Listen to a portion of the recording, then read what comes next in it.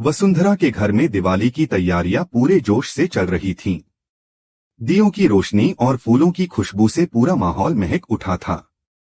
गौतम सीढ़ी पर खड़ा होकर लाइट्स लगा रहा था। तभी वसुंधरा ने आवाज लगाई, गौतम नीचे उतर जाओ, ये काम मैं खुद कर लूंगी। लेकिन गौतम मुस्कुराते हुए बोला, माँ आज तो मुझे करने दीजिए, आखिर दिवाली है। उसकी आवाज में एक अपनापन झलकता था जिसे सुनकर माही के चेहरे पर अनजाने में मुस्कान आ गई। वह चुपचाप उसकी तरफ देख रही थी, मानो पहली बार किसी में सच्चाई देखी हो। तभी अचानक गौतम का पैर फिसल गया। वह गिरने ही वाला था कि माही ने झट से उसे पकड़ लिया और दोनों नीचे गिर पड़े। यह दृश्य देखकर सब कुछ पल भर के लिए थम गया। अंश गुस्से में आ गया। उसकी आंखों में नफरत की लपटें थीं, लेकिन माही ने तुरंत कहा, ये जानबूझकर नहीं हुआ अंश, गौतम बदल गया है, अब वैसा नहीं रहा। उसकी बात सुनकर प्रार्थना की चिंता बढ़ गई। वह धीरे से बुदबुदाई, कहीं माही उसके जाल में फंस तो नहीं रही। कमरे का माहौल अचानक गंभीर हो गया था। उधर शहर के एक शांत कैफे में अनुपमा और देविका बैठी थीं। उनके सामने चाय के कप रखे थे और उनके बीच में नन्ही जया अपनी मासूम मुस्कान के साथ रंग भरने में मग्न थी। अनुपमा ने प्यार से पूछा, क्या कर रही हो बेटा? जया ने मासूमियत से जवाब दिया, आप अपनी सबसे अच्छी दोस्त के साथ बैठी हैं ना, इसलिए मैं भी आपकी सबसे अच्छी दोस्त के साथ बैठी हूँ। उसके शब्दों ने अनुपमा के चेहरे पर एक स्नेहमयी मुस्कान ला दी। देविका ने उसकी तरफ देखा और बोली, तू जानती है अनुपमा, जया की माँ नहीं रही। जब मैंने उसे पहली बार देखा तो लगा जैसे जिंदगी मुझे फिर से एक मकसद दे रही हो। इसने मुझे जीने की वजह दी है। उसकी आवाज में दर्द भी था और उम्मीद भी। अनुपमा ने उसका हाथ थामते हुए कहा, तू बहुत बहादुर है देविका, और याद रख, कैंसर तेरे हौसले को कभी नहीं हरा सकता। देविका की आंखें भर आईं, लेकिन उनमें एक दृढ़ता थी जो शायद अनुपमा से ही मिली थी। थोड़ी देर चुप्पी के बाद देविका ने गहरी सांस लेकर पूछा, अनु तू मुंबई कब लौट रही है? क्या अब भी वो शहर तेरे लिए खास है? अनुपमा ने खिड़की से बाहर देखते हुए कहा, मुंबई मेरे लिए सिर्फ एक शहर नहीं, मेरा घर है। लेकिन वहां की हर गली में शाह परिवार की यादें हैं। मुझे उनकी चिंता रहती है। देविका ने हल्की मुस्कान के साथ कहा, अनु दूसरों के लिए जीना छोड़ और खुद के लिए जीना शुरू कर। तू हमेशा सबके बारे में सोचती है, लेकिन खुद का क्या? अनुपमा कुछ पल चुप रही, फिर बोली, कभी कभी खुद को भूल जाना भी सुकून देता है। देविका ने तर्क करते हुए पूछा, तो क्या तू मुंबई में रहकर भी उन्हीं यादों में उलझी रहेगी? क्या तेरा दिल अब भी शाह परिवार के साथ ही बंधा है? यह सवाल अनुपमा के दिल को छू गया। उसकी आंखों में अतीत की परछाई तैर गई, वो घर, वो आंगन, वो रिश्ते जो अब सिर्फ यादों में थे। इसी बीच उसकी नजर दरवाजे की तरफ गई, जहां गौतम अंदर आ रहा था। उसे देखकर अनुपमा चौंक गई। उसके मन में सवालों का तूफान उठ खड़ा हुआ। क्या सब ठीक है घर पर? बच्चे ठीक हैं? उसका दिल बेचैन हो उठा। देविका ने उसके चेहरे पर चिंता के भाव पढ़ लिए और बोली, अनु बच्चे अब बड़े हो गए हैं, उन्हें अपने फैसले खुद लेने दे।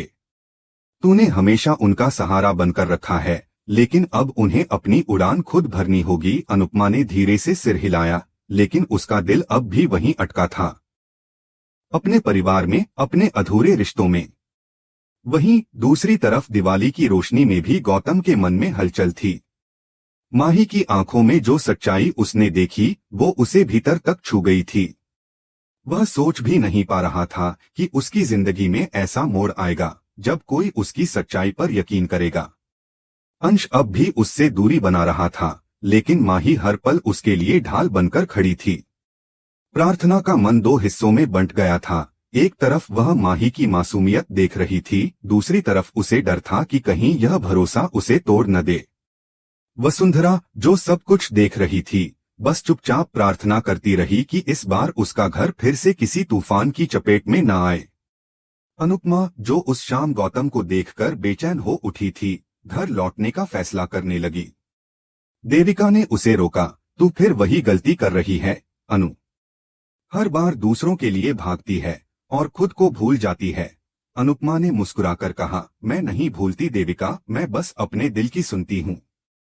और मेरा दिल अब भी वही है जहाँ मेरा परिवार है। देविका ने जया की तरफ देखा, जो अब सो चुकी थी, और धीमे स्वर में बोली, काश तेरे दिल को भी कोई जया जैसी वजह मिल जाए जीने की। उस रात जब वसुंधरा दीपक जलाने जा रही थी, माही और गौतम साथ साथ बैठे थे। गौतम ने कहा, कभी कभी जिंदगी हमें दूसरे मौके देती है, लेकिन डर के कारण हम उन्हें पहचान नहीं पाते। माही ने उसकी ओर देखा और मुस्कुराकर कहा, शायद इस दिवाली मुझे वही दूसरा मौका दिख रहा है। उनकी बातों के बीच अंश दूर खड़ा था, उसकी निगाहों में असमंजस था। क्या वाकई गौतम बदल गया है, या ये बस एक नया मुखौटा है? इसी समय अनुपमा मुंबई की गलियों में लौटने की तैयारी कर रही थी। उसका मन कह रहा था कि वहां उसके अतीत की राख में अब भी कुछ अधूरे रिश्ते जल रहे हैं। देविका ने जाते जाते कहा, अनु, अगर इस बार मुंबई लौटना है तो खुद के लिए लौटना। अनुपमा ने उसकी तरफ देखा, हल्की मुस्कान दी और जवाब दिया, शायद अब वक्त आ गया है कि मैं खुद को ढूंढ लूं।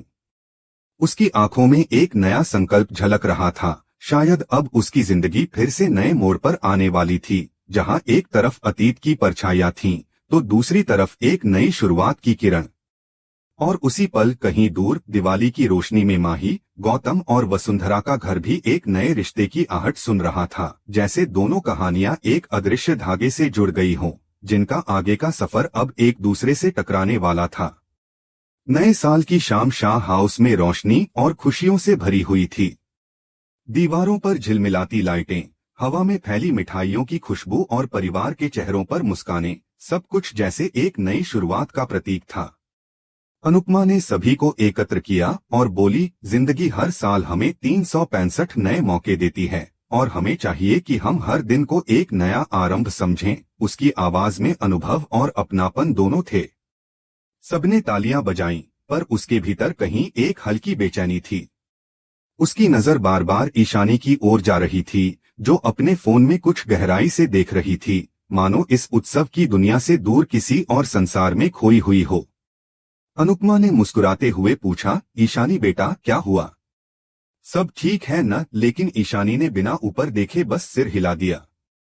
देविका, जो पास बैठी थी, ने अनुपमा से कहा, अनु, तू ज्यादा मत सोच। बच्चे आजकल ऐसे ही रहते हैं, हर बात में शक मत कर। अनुपमा ने हौले से सिर हिलाया, पर उसके मन की शंका दूर नहीं हुई। कुछ देर बाद पाखी ने कहा, माँ, मैं ईशानी को कोठारी हाउस ले जा रही हूँ। वहां थोड़ी पार्टी चल रही है। अनुपमा ने मुस्कुराकर हामी भरी, लेकिन उसके दिल में एक अनजाना डर पनपने लगा। उसकी सहज प्रवृत्ति उसे कुछ कह रही थी, जैसे कोई बड़ा तूफान आने वाला हो। देविका ने उसकी आंखों में झांकते हुए कहा, फिर वही एहसास? अनु, हर बात में संकेत मत ढूंढ। अनुपमा ने बस इतना कहा, कभी कभी माँ का दिल कुछ पहले जान लेता है। इसी बीच शहर के एक और कोने में राही और प्रेम के बीच तनाव भरा माहौल था। राही ने देखा कि प्रेम किसी से फोन पर धीमी आवाज में बात कर रहा है।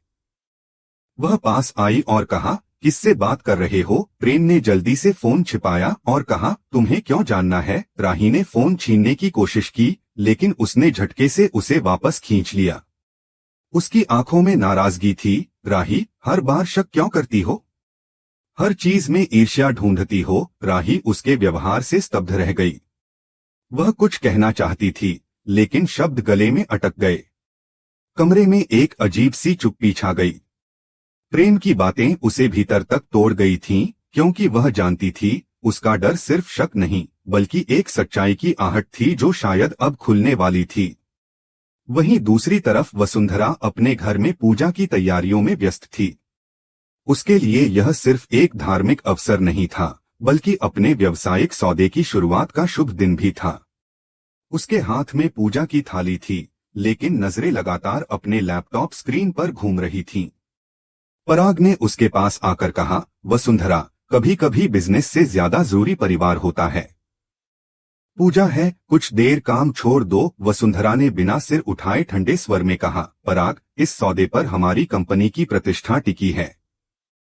और वैसे भी इस बार अंश नहीं, गौतम मेरे साथ काम संभालेगा। पराग चौंक गया, क्या? अंश नहीं? वसुंधरा ने दृढ़ स्वर में कहा, हाँ, अंश अब बहुत भावुक हो गया है। मुझे किसी ऐसे की जरूरत है जो स्थिर सोच रखे।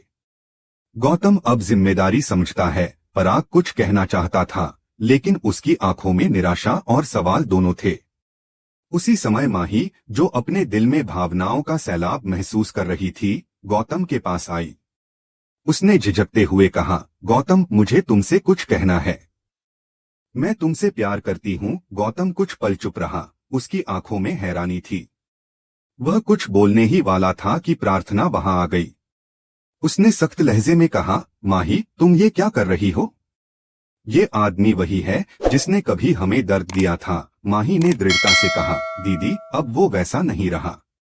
मैं उसे जानती हूँ। प्रार्थना ने चेतावनी दी, तो उसकी बातों में मत आना। लेकिन माही ने पलटकर कहा, मेरी जिंदगी है ये, कृपया इसमें दखल मत दो। उसकी आवाज में आत्मविश्वास था, पर आंखों में नमी छिपी थी। प्रार्थना चुपचाप चली गई और गौतम बस उसे देखता रह गया, जैसे यह इजहार उसके जीवन की सबसे अप्रत्याशित घटना हो। दिन धीरे धीरे बीता और गोवर्धन पूजा का शुभ अवसर आ गया। कोठारी परिवार और शाह परिवार एक ही आंगन में एकत्र हुए। अनुपमा ने सबको एकत्र किया और छोटे छोटे दिए जलाए। नन्ही जया ने मासूमियत से पूछा, माँ, गोवर्धन पूजा में क्या होता है? अनुपमा ने मुस्कुराकर कहा, बेटा, ये वही दिन है जब भगवान कृष्ण ने अपने भक्तों को बचाने के लिए गोवर्धन पर्वत को अपनी छोटी उंगली पर उठा लिया था। यह त्योहार हमें सिखाता है कि विश्वास सबसे बड़ी ताकत है। सबकी आंखों में भक्ति का भाव आ गया। ईशानी, जो अब तक चुप थी, धीरे से दिया उठाकर बोली, तो इसका मतलब है जो सच्चे दिल से विश्वास करे, भगवान हमेशा उसकी रक्षा करते हैं। अनुपमा ने सिर हिलाया, हाँ बेटा, हमेशा। पूजा शुरू हुई। भक्ति के गीत गूंजने लगे और सभी श्रद्धा से आरती में लीन हो गए। अनुपमा की नजर कभी कभी पाखी और ईशानी पर चली जाती थी, जो अब भी किसी गहरे विचार में डूबी लग रही थीं। देविका उसके कान में फुसफुसाई, अब तो चैन कर, सब ठीक है। अनुपमा ने धीरे से कहा, कभी कभी शांति के पीछे भी तूफान छिपा होता है। उसकी बात देविका के दिल में उतर गई। पूजा के बाद दोनों परिवारों ने साथ बैठकर प्रसाद ग्रहण किया। वसुंधरा, पराग और गौतम एक साथ बैठे थे, लेकिन उनके बीच का मौन बहुत कुछ कह रहा था। अंश चुप था, माही खुश थी और गौतम के चेहरे पर अजीब सी राहत थी, जैसे उसने किसी अधूरी कहानी को फिर से जीने का मौका पा लिया हो। रात ढल चुकी थी, लेकिन अनुपमा के मन में एक बेचैनी बाकी थी। उसने आकाश की ओर देखा और धीरे से कहा, हे कृष्ण, इस नए साल में बस इतना देना कि मेरे अपने सुखी रहें। हवा में दीपों की लौ हल्के से डोल रही थी, मानो उसकी प्रार्थना सुन ली गई हो। लेकिन किसे पता था कि आने वाले दिनों में यह रोशनी किसी गहरे साए से टकराने वाली थी, एक ऐसा साया जो सबकी जिंदगी को फिर से बदल देगा।